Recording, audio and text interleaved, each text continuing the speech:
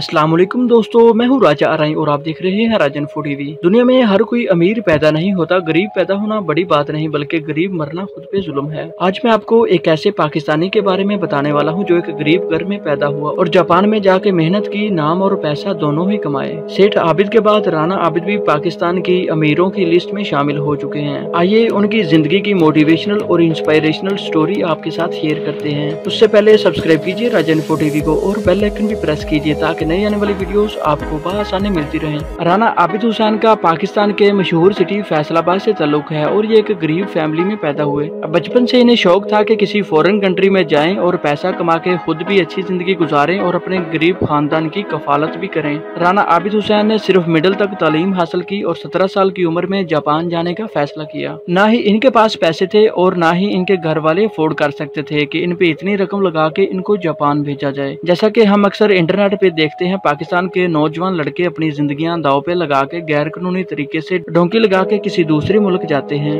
17 साल की उम्र में इसी तरह राना आबिद हुसैन भी अपने कुछ दोस्तों के साथ मिलके इलीगल तरीके से जापान चले गए। राना आबिद हुसैन ने जापान में जाके बहुत कठिन और मुश्किल हालात का सामना किया। फैक्ट्री में काम किया, पेट्रोल पंप की जॉब की, लोगों को अखबार सेल की और बहुत मेहनत मजदूरी भी की। उनके मुताबिक वो अपने ख्वाबों को पूरा करने के लिए नेक नियति और खुलूस के साथ काम करते रहे कि कामयाबी हासिल करनी है और खुद को हर रोज तसल्ली देते कि एक दिन वक्त जरूर बदलेगा। राना आबिद हुसैन को गाड़ियों का शौक था। बहुत मजदूरी और अनथक मेहनत करने के बाद पैसे जमा किए और एक पुरानी गाड़ी खरीद ली। वो प्रॉफिट के साथ सेल कर दी। इसी तरह एक और गाड़ी खरीदी और वो भी प्रॉफिट के साथ सेल कर दी। इसी तरह राना आबिद हुसैन ने गाड़ियों की ट्रेडिंग शुरू कर दी और आज उनका जापान में गाड़ियां एक्सपोर्ट करने का एक अच्छा खासा बिजनेस है। राना आबिद हुसैन कहते हैं, मेरे सारे ड्रीम्स मेरी माँ की दुआओं और नसीहतों की बदौलत पूरे हुए हैं। मजदूरी करने के बाद पार्कों में सोने वाला राना आबिद हुसैन आखिरकार कामयाबी की राह पे गामजन हो गया। राना आबिद हुसैन एक खुश और हंसो मजा वाली तबीयत का मालिक है। आज दौलत भी है और लग्जरी लाइफस्टाइल भी। राना आबिद हुसैन ने कुछ इंटरव्यूज में बताया कि उनका सालाना कपड़ों और जूतों का खर्च 2.5 से 3 करोड़ तक होता है। जापान में मौजूद सबसे महंगा ब्रांड उनके लिए खास कपड़े तैयार करता है।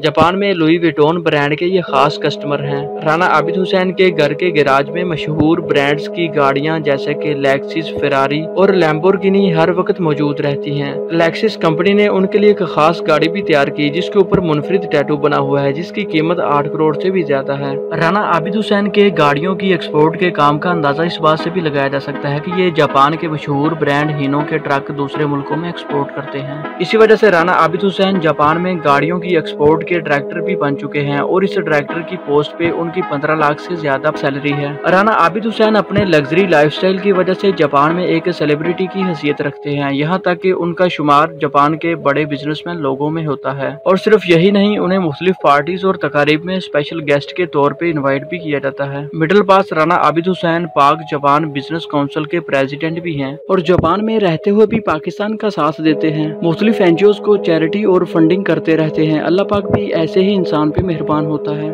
सही वक्त पे सही जगह पे एनर्जी इन्वेस्ट करने से ऐसे नाम होता है और हमारी यंग जनरेशन को भी ऐसे ही अपनी एनर्जी अपने गोल्स अचीव करने के लिए इन्वेस्ट करनी चाहिए। राना आबिद हुसैन की एक गांव में पैदाइश हुई और जापान में 26 बरस मेहनत करके इस मुकाम पे पहुंचे हैं कि अब एक महल में जिंदगी गुजार रहे हैं और सालाना 4 अरब से ज्यादा कमाते हैं। हमें भी उनकी जिंदगी की मोटिवेशनल स्टोरी से कुछ सीखना चाहिए। तो दोस्तों, कैसी लगी आज की एक गरीब इंसान से पाकिस्तान के रिच किंग बनने की कहानी? कमेंट में लाजमी बताइए और अपने दोस्तों के साथ भी शेयर कीजिए। Thank you.